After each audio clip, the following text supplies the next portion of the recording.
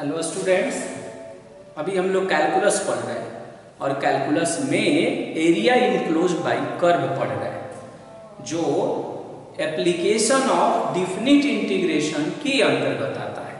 Means ये कि definite integration का हम यूज कैसे करेंगे, तो वही डिफिनिट इंटीग्रेशन का हम इसमें यूज देखते हैं कि डिफिनिट इंटीग्रेशन का यूज करके कैसे एरिया कैलकुलेट होता है।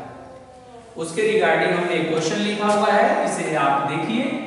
यूजिंग इंटीग्रेशन, देख रहे हैं ना, कह रहा है कि इंटीग्रेशन का यूज करिए, find the area of the region. कह रहा है उस क्षेत्र का क्षेत्रफल निकालिए जो बाउंडेड बाय द लाइंस, जो तीन लाइन से घिरा हुआ है। एक लाइन ये है, एक लाइन ये है और एक ये है। कह रहा है कि तीनों बाउंडेड बाय द लाइंस, मतलब कि तीनों रेखाओं से, ये तीन रेखा है, थ्री लाइंस है, तीनों रेखाओं से घिरे हुए क्षेत्र का क्षेत्रफल निकालना है। किसका यूज करके? बाय यूजिंग इंटीग्रेशन, इंटीग्रेशन का यूज करके निकालना है। तो क्या करेंगे कि बाय द लाइंस, लाइंस का मतलब ये हुआ कि तीन लाइन है यहाँ पर। कितना लाइन है? थ्री लाइंस है और थ्री लाइंस से एक क्षेत्र घिरेगा और उसी घिरे हुए क्षेत्र का, उसी बाउंडेड वाले क्षेत्र का एरिया निकालना है। अब पहली बात ये कि मुझे कैसे पता चला कि ये लाइन का इक्वेशन है। तो आपने पढ़ा है 10th स्टैंडर्ड में, 9th स्टैंडर्ड में भी आपने पढ़ा कि जब x का पावर 1 और y का पावर 1 रहेगा तो उसे हम लीनियर इक्वेशन कहते हैं। Linear equation in two variable बोलते हैं, यानी दो चर में रैखिक समीकरण बोलते हैं। तो आप बताइए कि इसमें भी x का पावर 1 है और y का पावर 1 है। तो जब x का पावर 1 आएगा, y का पावर भी 1 आएगा, तो उस कंडीशन में वैसा इक्वेशन जो है हमेशा लाइन को रिप्रेजेंट करता है।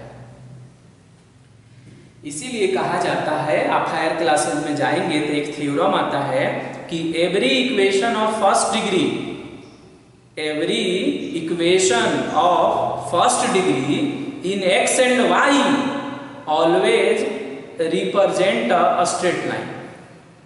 कहता है कि प्रथम घात में प्रत्येक समीकरण, x और y के प्रथम घात में प्रत्येक समीकरण एक सरल रेखा को प्रदर्शित करता है, वो थ्योरम कहता है। तो आप भी उसका स्टेटमेंट याद रखिए कि जब x का पावर 1 और y का पावर भी 1 दिखेगा तो इसे हम कहते हैं कि linear equation in two variable. और जब linear equation in two variable होगा ना तो हमेशा लाइन को रिप्रेजेंट करेगा। तो ये क्या है? थ्री लाइंस है, फर्स्ट, सेकंड और थर्ड। कह रहा है कि तीनों लाइन से घिरे हुए क्षेत्र का क्षेत्रफल निकालना है। तो सोचिए थ्री लाइन है, मान लीजिए कि एक लाइन ऐसे है, एक लाइन ऐसे है, एक लाइन ऐसे है। तो तीन रेखाओं से जो घिरा हुआ क्षेत्र होगा वो ट्रायंगल बनेगा। क्या बनेगा? ट्रायंगल बनेगा। कैसे? कोई भी थ्री लाइंस आप लीजिए, कोई भी थ्री लाइंस, और थ्री लाइन को एक दूसरे से इंटरसेक्ट कराइए। अगर पैरेलल नहीं है तो इंटरसेक्ट करेगा ही। उससे जो घिरा हुआ क्षेत्र होगा वो ट्रायंगल होगा, मीन्स की त्रिभुज होगा, और उसी त्रिभुज का क्षेत्रफल निकालना है मुझे। उसी त्रिभुज का क्या करना है? क्षेत्रफल निकालना है।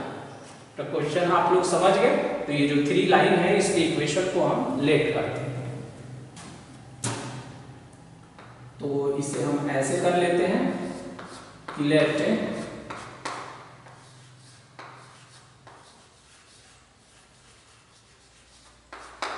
इक्वेशंस ऑफ, और फर्स्ट वाले को, फर्स्ट इक्वेशन को हम मान लेते हैं कि वो ए बी का इक्वेशन। कोई भी एक नाम देना है आपको, तो हम ए बी मान लिए। तो फर्स्ट वाला इक्वेशन कितना है? ये है 2x प्लस में y और इज इक्वल टू 4 है। BC का इक्वेशन BC का इक्वेशन हम ऐसे मान लिए 3x है माइनस में 2y है और इज इक्वल टू 6 है। फिर है CA और ये हो गया आपका x माइनस 3y और इज इक्वल टू माइनस 5 हो गया। ये आपका 3 इक्वेशन हो गया। फर्स्ट इसको हमने कर दिया सेकंड और ये हो गया आपका थर्ड। ओके, इक्वेशन यहां पर हमको मालूम है। प्रीवियस क्वेश्चन में देख रहे होंगे कि कोऑर्डिनेट मालूम था। जो ट्रायंगल बना था उस ट्रायंगल का जो वर्टेक्स था यानी जो शीर्ष था उसका कोऑर्डिनेट मालूम था, उसका नियामक मालूम था। इस बार लाइन का इक्वेशन मालूम है। ओके, तो अब हम क्या करेंगे कि हमारे पास जब इक्वेशन मालूम रहेगा तो मुझे कोऑर्डिनेट की जरूरत पड़ेगी। ये दोनों क्वेश्चन एक दूसरे के सिमिलर है। इक्वेशन रहेगा तो कोऑर्डिनेट की जरूरत पड़ेगी, कोऑर्डिनेट रहेगा तो इक्वेशन की जरूरत पड़ेगी। ओके, तो यहाँ क्या है, इक्वेशन दिया हुआ है यानी समीकरण दिया हुआ है, भुजाओं के समीकरण दिया हुआ है। तो पहले हम क्या करेंगे, उससे कोऑर्डिनेट निकालेंगे। अब कोऑर्डिनेट कैसे निकालते हैं, तो देखिए जब भी दो लाइन एक दूसरे को इंटरसेक्ट करती है, जैसे हम कोई भी दो लाइन ऐसे बना दिया तो दोनों लाइन एक दूसरे को इंटरसेक्ट किया, तो इंटरसेक्शन पॉइंट का कोऑर्डिनेट जानने के लिए दोनों को सॉल्व करना पड़ता है। इंटरसेक्शन पॉइंट का कोऑर्डिनेट जानने के लिए क्या करना पड़ेगा, दोनों को सॉल्व करना पड़ेगा। तो हम क्या करेंगे कि पहले ये मालूम करेंगे कि AB और BC एक दूसरे को कौन से पॉइंट पर कट करेगा। तो AB और BC जब ड्रा करेंगे ना तो दोनों में जो कॉमन होता है उसी पॉइंट पर कट करेगा। यानी पहला और दूसरा इक्वेशन को सॉल्व करेंगे तो B का कोऑर्डिनेट निकलेगा। पहला और दूसरा को सॉल्व करेंगे तो B का कोऑर्डिनेट निकलेगा। दूसरा और तीसरा को करेंगे तो C कॉमन है तो C का कोऑर्डिनेट निकलेगा। पहला और तीसरा को सॉल्व करेंगे तो A का कोऑर्डिनेट निकलेगा। ओके, तो अभी मेरा मिशन है कि पहला और दूसरा को सॉल्व करें, उससे B का कोऑर्डिनेट निकालें। कहिएगा कैसे मालूम चला B का निकलेगा, तो पहला और दूसरा में कौन सा लेटर कॉमन है, तो B कॉमन है तो B का कोऑर्डिनेट निकलेगा। ओके, तो अब इन दोनों को सॉल्व करने का कोई मेथड आप बताइए, कोई भी मेथड एज यू लाइक। क्या करें कि पहला और दूसरा को सॉल्व करना है तो हमारे पास बहुत सारा मेथड हो सकता है। 10th में भी आपने पढ़ा, सब्स्टिट्यूशन मेथड है, एलिमिनेशन मेथड है, ग्राफिकल मेथड है, क्रॉस मल्टीप्लिकेशन मेथड है। कोई भी मेथड का यूज करके पहला और दूसरा इक्वेशन को सॉल्व करिए and find the value of x and y। तो फर्स्ट इक्वेशन और ये हो गया आपका सेकंड इक्वेशन। तो क्या करिए आप कि फर्स्ट इक्वेशन में 2 से मल्टीप्लाई कर देते हैं और प्लस सेकंड इक्वेशन को ऐड कर देते हैं। बताइए ऐसा करेंगे तो क्या होगा। ऐसा अगर किया जाए, पहला में 2 से मल्टीप्लाई करिए तो कितना हो जाएगा, 2 2 जा 4x हो जाएगा। 4x हो गया प्लस में 2y और इसमें 2y और ये 2y कैंसिल हो जाएगा। तो देखिए हो गया 4x और प्लस में कितना हो जाएगा 3x। हम डायरेक्ट कर रहे हैं और 4 2 जा 8 हो जाएगा, 8 और 6 कितना हो जाएगा 14 हो जाएगा। तो ये होगा 7x इज इक्वल टू 14 और तब ये आएगा x इज इक्वल टू 2 आएगा। x इज इक्वल टू कितना आएगा 2 आएगा। और जब x का वैल्यू 2 पुट कर देंगे कि x is equal to 2, x का वैल्यू क्या पुट करेंगे 2 और उस कंडीशन में फिर y की वैल्यू हम कैलकुलेट कर लेंगे। तो y की वैल्यू आएगा 4 माइनस 2x। तो 4 माइनस 2 और x का वैल्यू 2, तो ये होगा 0, यानी y का वैल्यू कितना आया यहाँ से, y का वैल्यू आ गया 0, x का वैल्यू 2 और y का वैल्यू 0। अब देखिए पहला और दूसरा में कौन सा लेटर कॉमन है, तो देखिए b कॉमन है, तो ये हो जाएगा आपका b का कोऑर्डिनेट, और ये कोऑर्डिनेट कितना होगा 2 0। हो गया फर्स्ट स्टेप मेरा कंप्लीट। अब दूसरा और तीसरा को सॉल्व करके x y निकालिए। तो क्या करना चाहिए, दूसरा और तीसरा को करने के लिए हम क्या करते हैं, दूसरे वाले में ऐसे करते हैं, देखिएगा सेकंड माइनस और तीसरे वाले इक्वेशन में 3 से मल्टीप्लाई करते हैं। कितना से मल्टीप्लाई करते हैं, 3 से मल्टीप्लाई करते हैं। तो सेकंड है तो 3 से मल्टीप्लाई करेंगे तो 3x और माइनस करेंगे तो कट जाएगा, ये करेंगे तो 3 3 जा 9y, तो माइनस में 2y और प्लस में 9y, ये आएगा 7y, और ये हो जाएगा 6 हो जाएगा, और 5 3 जा 15 और 6 21 आएगा। आप करके देख लेंगे तो y = 3 आएगा। अब आप क्या करिए कि x निकाल लीजिए इसी इक्वेशन से, तो x = 3y - 5, इससे हम कर रहे हैं, तो 3 3 जा 9 और माइनस में 5 कितना हो गया 4 हो गया। दोनों में कौन सा लेटर कॉमन है, तो दोनों में c कॉमन है, तो c का कोऑर्डिनेट हो जाएगा 4, 3 हो गया ये। अब क्या करेंगे, पहला और तीसरा को सॉल्व करेंगे। तो पहला और तीसरा को सॉल्व करने के लिए आप कोई भी मेथड यूज कर सकते हैं, हम ये नहीं कह रहे कि इसी को करिए, आपको जैसे भी हो किसी भी मेथड का यूज करके किसी भी तरह से x और y निकालिए। तो पहला और तीसरा को सॉल्व करना है, हल करना है। तो क्या करेंगे, इसके लिए क्या करते हैं कि फर्स्ट इक्वेशन में 3 से मल्टीप्लाई करता है, और तब उसमें ऐड कर देते हैं थर्ड वाली इक्वेशन को। पहला इक्वेशन में 3 से मल्टीप्लाई करते हैं, तो 3 2 जा 6 हो जाएगा, 6 और 1 कितना हो जाएगा 7 हो जाएगा, तो ये होगा 7x।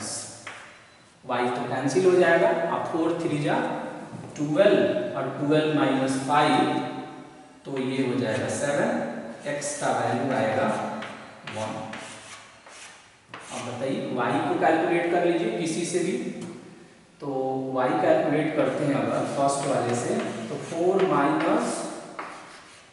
2x आएगा, 4 - 2 और सॉल्व करेंगे तो 2 आएगा, यानी y का वैल्यू आया 2।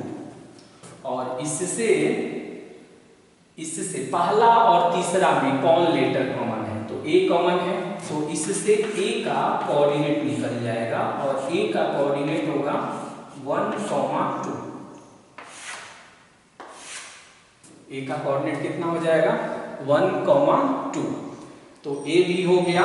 अब देखिए यहां से b कैलकुलेट हो गया है, c कैलकुलेट हो गया है, और यहां से a भी हमने कैलकुलेट कर लिया, और इक्वेशन ऑलरेडी गिवन था, तो यहाँ इक्वेशन निकालने की जरूरत नहीं है। अब इसको प्लॉट करना है, तो सभी का x कोऑर्डिनेट देखिए, तो देखिए 2 है, 4 है और 1 है, यानी x एक्सिस पर मैक्सिमम 4 तक जाएगा और मिनिमम कहाँ तक जाएगा 1 तक। तो एक हम रफली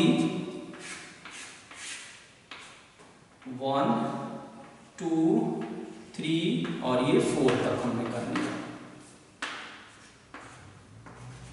y पर देखिए, तो y एक्सिस पर 0 3 2, यानी 1 2 और ये 3 तक की जरूरत है। पहला पॉइंट देखिए 1 2, a का कोऑर्डिनेट देखिए कितना है 1 2, तो 1 x का 1 और y का 2, यानी यहां आएगा।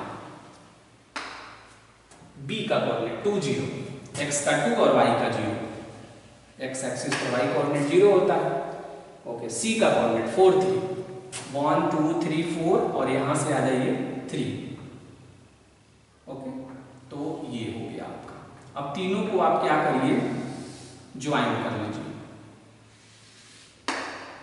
और यहाँ से हमने ऐसे ज्वाइन कर लिया।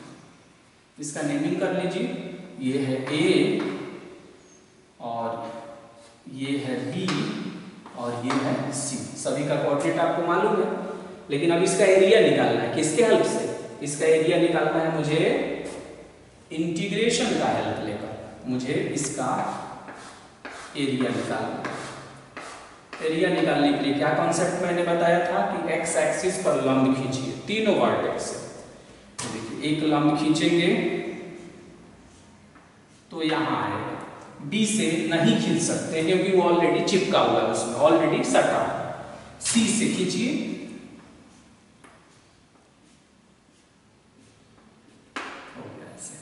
इसका नाम रख दिया हमने L और इसका नाम रख दिया हमने M और यहाँ से तो परपेंडिकुलर ड्रा ही नहीं कर पाए। अब क्या होना चाहिए मेरा प्लान, आप बताइए। अगर हम कहें कि मुझे एरिया ऑफ ट्रायंगल ABC निकालना है, तो आपका क्या प्लान होना चाहिए? देखिए इस ट्रायंगल का एरिया निकाल लेते हैं ALB का, फिर इसका निकाल लेते हैं BCMB का, दोनों को ऐड करेंगे और फिर क्या करेंगे, इसका एरिया निकालेंगे ALMCA। ओके, तो आप देखिए 3 भाग इसमें हमने बोला, तो पहला देखिएगा क्षेत्रफल किसका निकाल रहे हैं, एरिया निकाल रहे हैं हम ALMCA। देखिए ALMCA ये पूरा निकल जाएगा। उसमें से हम माइनस करेंगे किसका किसका एरिया, तो एक एरिया इसका माइनस करेंगे, एरिया ऑफ ट्रायंगल ALB का, और plus area of triangle CMB। देखिए अगर सिंपल एरिया निकालना रहता तो देखिए राइट एंगल ट्रायंगल है, ये भी राइट एंगल ट्रायंगल है, बहुत आसान रहता है इसका एरिया निकालना। लेकिन वैसे नहीं निकालना है, आपको क्या करना है, इंटीग्रेशन का हेल्प लेकर निकालना है। उससे भी हम निकाल सकते हैं, बहुत आसान है। पहले इसका एरिया निकालते हैं, तो देखिए ALMCA। ओके, ये एक तरह से देखा जाए तो ये भी एक तरह का ट्रेपीजियम है, समलंब चतुर्भुज है। लेकिन इंटीग्रेशन का हेल्प लेना है, एक यहाँ से लंब खींचा तो L पर आया और एक C से हमने ड्रा किया तो M पर आया। तो L का कोऑर्डिनेट है 1,0। M का कोऑर्डिनेट बताइए कितना होगा, ये है 4,0। दोनों के x कोऑर्डिनेट को देखिए कितना है, ये 1 है और ये 4 है। तो देखिए यहाँ 1 और यहाँ पर 4 लिख लेंगे। ये लाइन कौन सा है, AC है, तो y AC और dx हो जाएगा माइनस ALB। देखिए इस त्रिभुज का क्षेत्रफल कितना आसान है निकालना। अगर राइट एंगल है तो half into base into altitude कर लेते, लेकिन इंटीग्रेशन का यूज करना। A से परपेंडिकुलर खींचा आपने तो कहां पर आया, 1 पर। B से खींच ही नहीं पाए तो B ऑलरेडी सटा हुआ है एक्स एक्सिस में, इसलिए नहीं हुआ परपेंडिकुलर, तो B का ही कोऑर्डिनेट देखेंगे तो कितना होगा, B का कोऑर्डिनेट है 2,0। इसका x कोऑर्डिनेट देखना है, यानी 1 से 2। ये पोर्शन किसका है, AB का, तो यहां से हो जाएगा YAB dx प्लस, इसमें आ जाएगा क्या लिखा हुआ है, CMB। तो एक परपेंडिकुलर B से और एक C से, तो देखिए कितना है, 2 से लेकर 4 तक हो गया। ये पोर्शन कौन सा है, BC, तो ये हो जाएगा YBC और dx। ये फॉर्मूला कहां से लाते हैं, तो हम लोगों ने पढ़ा था फर्स्ट लेक्चर वीडियो में कि जब x एक्सिस पर परपेंडिकुलर ड्रा करते हैं तो एरिया निकालने का फॉर्मूला होता है y dx, उसी से ये आया हुआ है पार्ट। ओके, अब हम कैलकुलेट कर लेते हैं इसे। तो देखिए कितना आसान है कैलकुलेट करना। पहला कितना है, 1 से 4 YAC, यानी AC वाले से y का वैल्यू निकालिए, बताइए कितना होगा। x प्लस 5 बाई में 3 और dx होगा क्या, सोचिए, y का वैल्यू निकालना था, फिर माइनस, और ये है आपका 1 से 2, 1 से 2, AB से y का वैल्यू निकालेंगे, AB से y का वैल्यू निकालेंगे तो ये आएगा 4 माइनस 2x और dx हो जाएगा प्लस BC, तो BC कितना है 2 से लेकर 4 तक, तो BC से y का वैल्यू निकालिए, तो y का वैल्यू हो जाएगा 3x माइनस 6, 3x माइनस 6 और बाई में हो जाएगा 2 और ये हो जाएगा dx, 3x माइनस 6 और बाई में कितना हो जाएगा 2 और उधर हो गया dx हो गया।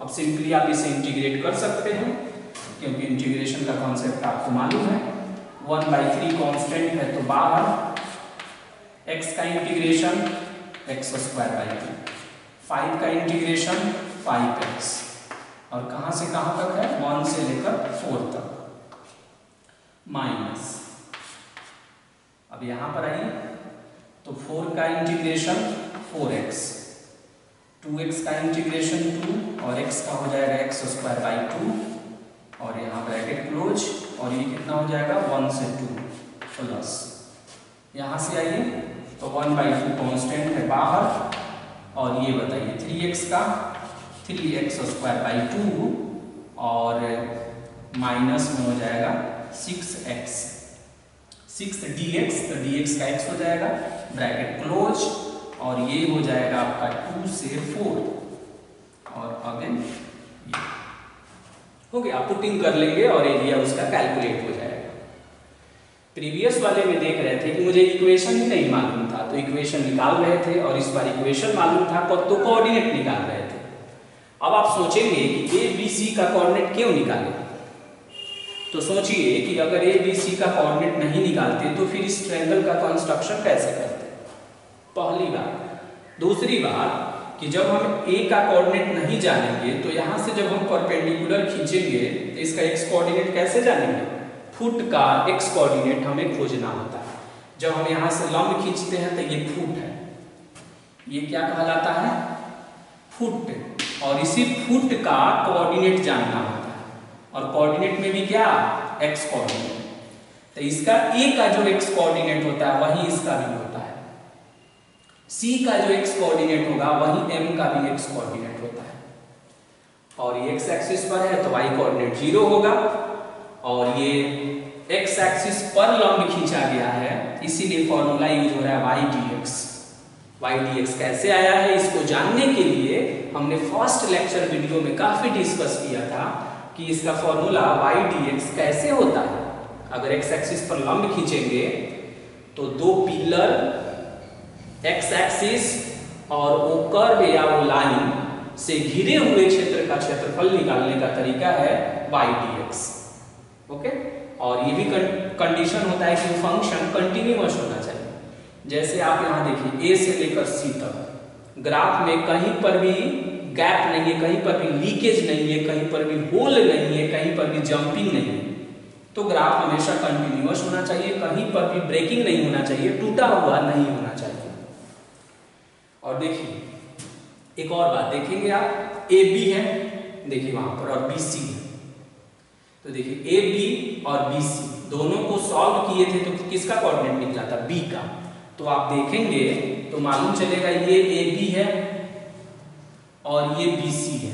ओके, तो ए बी और बी सी एक दूसरे को कहां पर कट किया है बी पर, इसीलिए ए बी और बी सी को सॉल्व किए हैं तो बी का कोऑर्डिनेट निकला है। जब भी ये हमेशा ध्यान रखना चाहिए कि जब भी दो इक्वेशन को सॉल्व करेंगे तो उसके इंटरसेक्शन का कोऑर्डिनेट निकलता है।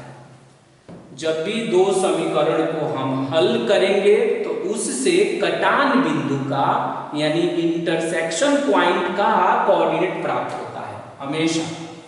इसीलिए आप 10th में इसको सॉल्व करना सीखते थे, इसको सॉल्व करते थे, एक्स वाई का वैल्यू निकालते थे, आपका आंसर हो जाता था, खुश हो जाते थे। लेकिन उससे क्या पता लगता है, ये भी जानना बहुत इंपॉर्टेंट है।